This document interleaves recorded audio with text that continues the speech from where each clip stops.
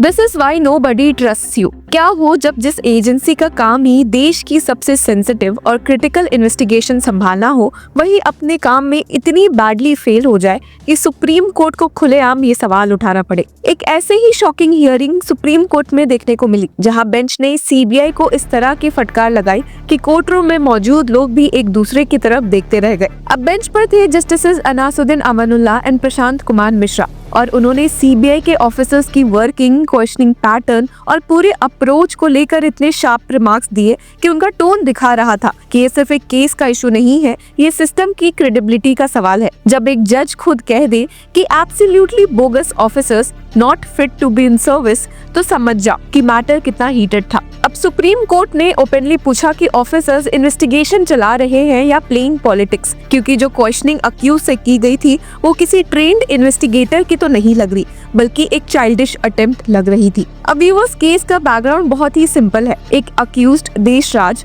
जो Himachal Pradesh power corporation limited के एक सीनियर ऑफिसर थे, उन्होंने सुप्रीम कोर्ट में एंटीसिपेटरी बेल की रिक्वेस्ट की। अब उन पर एलिगेशन है कि उन्होंने कुछ और सीनियर ऑफिशियल्स के साथ मिलकर एक जूनियर ऑफिसर विमल नेगी को मेंटली टॉर्चर किया था। कंप्लेंट विमल नेगी की वाइफ ने फाइल की थी, जिसमें उनका कहना था कि उनके हस्बैंड को लेट नाइट वर्क करने पर फोर्स किया जाता था, उनकी लीव एप्लीकेशंस रिजेक्ट होती थी, इवन इलनेस को कंसिडर नहीं किया जाता था। इन सब का प्रेशर अलिजिडली उन्हें सुसाइड तक ले गया। अब उनकी बॉडी भकरा डाम बिलासपुर में मिली और एफआईआर बीएनएस के रिलेवेंट सेक्शंस के अंडर रजिस्टर हुई। ये केस सेंसिटिव इसलिए भी हो जाता है क्योंकि सुसाइड अबेटमेंट एलिगेशंस हमेशा detail oriented evidence based inquiry मांगते हैं। पर जब मैटर सुप्रीम कोर्ट आया, अक्यूज्ड को पहले ही इंटरिम प्रोटेक्शन मिल चुकी थी, बट इन्वेस्टिगेशन तब तक हिमाचल प्रदेश हाईकोर्ट से ट्रांसफर होकर सीबीआई के पास आ गया था। और जब हियरिंग स्टार्ट हुई तो पिटिशनर की तरफ से senior advocate Siddharth Dave appear हुए और वहीं सीबीआई की तरफ से additional solicitor general SD Sanjay. हालांकि सीनियर एडवोकेट दवे ने शुरू में ही कोर्ट को बताया कि उनके क्लाइंट देशराज सीबीआई के सामने अपीयर हुए और उनकी इंट्रोगेशन 3 घंटे तक चली,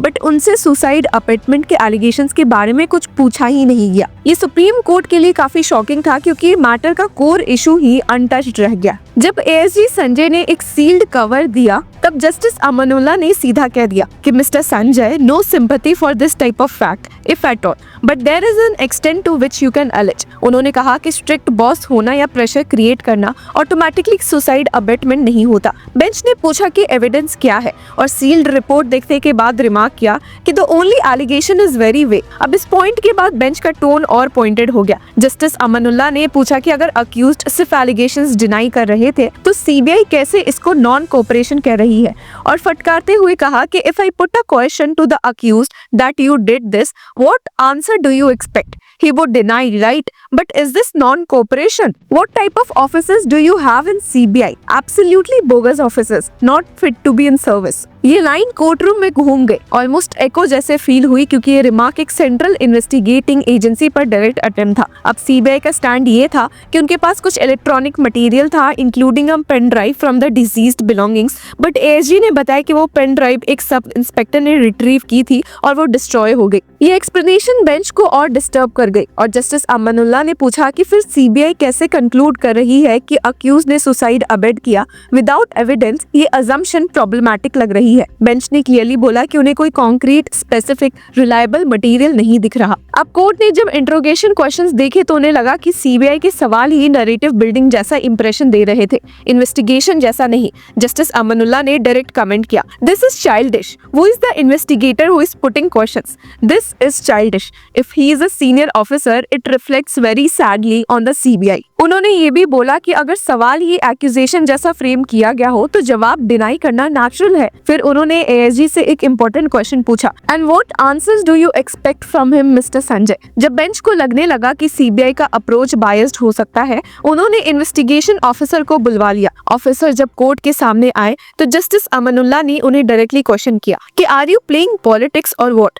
Just because you are CBI, do you have to always prove it otherwise? Is this the neutral role of CBI? It speaks volume against you. You should be dismissed from service. उन्होंने कहा कि officer के पास not even one paragraph of evidence है और जो file produce हुई थी वो जस्ट सरमाइसेस थी। कोर्ट ने उनको चैलेंज करते हुए बोला, show me one paragraph, it's a challenge. Court के इस टोन से एक चीज तो क्लियर हो रही थी कि बेंच को सीबीआई की इन्वेस्टिगेशन स्टैंडर्ड से डीप डिससैटिस्फैक्शन थी। जस्टिस अमानुल्लाह ने एक हैवी रिमार्क भी दिया कि what officers now we have got, this is why CBI has come to this position that nobody trusts you. उन्होंने कहा कि इंस्टीट्यूशंस एरोड हो रहे हैं बिकॉज इंडिपेंडेंस कॉम्प्रोमाइज हो गई है। कोर्ट का फ्रस्ट्रेशन और डिसअपॉइंटेड यहाँ ऑलमोस्ट पर्सनल नहीं इंस्टीट्यूशनल था। अब सीनियर एडवोकेट सिद्धार्थ दवे ने बार बार एम्फसाइज किया कि पिटिशनर पूरा कोऑपरेट कर रहा है और सीबीआई का नॉन कोऑपरेशन का टैग लीगली फ्लॉड है। उन्होंने ये भी पॉइंट आउट किया कि जब टीनेजर लेवल क्वेश्चंस पूछे जा रहे हैं और रेलेवेंट एलिगेशंस पर इंक्वायरी ही नहीं हो रही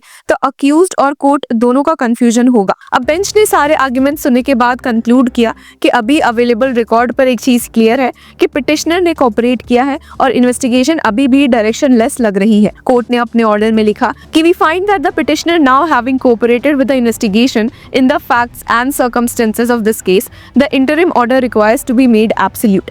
मतलब जो इंटरिम प्रोटेक्शन मिली है उसे परमानेंट स्टाइल प्रोटेक्शन दे दिया गया। कोर्ट ने स्पेसिफिक डायरेक्शन दिया कि in the event of arrest और surrender before the court below within 3 weeks from today, the petitioner shall be released on bail subject to terms and conditions imposed by the concerned court. और साथ ही एक reminder भी दिया कि the petitioner shall cooperate in the investigation trial and any violation would be a ground for cancellation of bail. ये hearing एक normal anticipatory bail argument से काफी बियॉन्ड चली गई थी व्यूअर्स। कोर्ट ने एक इन्वेस्टिगेटिंग एजेंसी को डायरेक्टली अकाउंटेबिलिटी पर होल्ड किया। बेंच का पॉइंट ये नहीं था कि सीबीआई का रोल अननेसेसरी है, उनका कंसर्न पूरे प्रोसेस को लेकर था। क्वेश्चंस लीडिंग क्यों थे, मटेरियल वे क्यों था, एविडेंस मिसिंग क्यों था और डिनायल को नॉन कोऑपरेशन क्यों डिक्लेयर किया गया। अब ये हियरिंग इसलिए भी इंपॉर्टेंट है क्योंकि सुप्रीम कोर्ट ने क्लियर मैसेज दे दिया है कि इन्वेस्टिगेशन फेयर भी होनी चाहिए और कॉम्पिटेंट भी। प्रोसिक्यूशन सिस्टम सिर्फ एलिगेशंस पर डिपेंड नहीं कर सकता। एविडेंस, प्रोसीजर, न्यूट्रलिटी, ये सब इक्वली इंपॉर्टेंट है। सीबीआई जैसे इंस्टीट्यूशंस पब्लिक ट्रस्ट के बेस पर ऑपरेट करते हैं और बेंच का ये ऑब्जर्वेशन कि नोबडी ट्रस्ट यू एक very serious institutional concern point बन गया है। इस पूरे मैटर का कोर ये है कि कोर्ट ने इंश्योर किया कि एक सिटीजन को बायस्ड या इनकम्प्लीट इन्वेस्टिगेशन के बेस पर टारगेट ना किया जाए और जब भी इन्वेस्टिगेटिंग एजेंसीज फ्रेमवर्क से बाहर जाती है कोर्ट उन्हें पुल अप करेगी। तो व्यूअर्स, इस पूरे मुद्दे पर आपकी क्या राय है? Let us know in the comment section. Until then keep following law चक्र।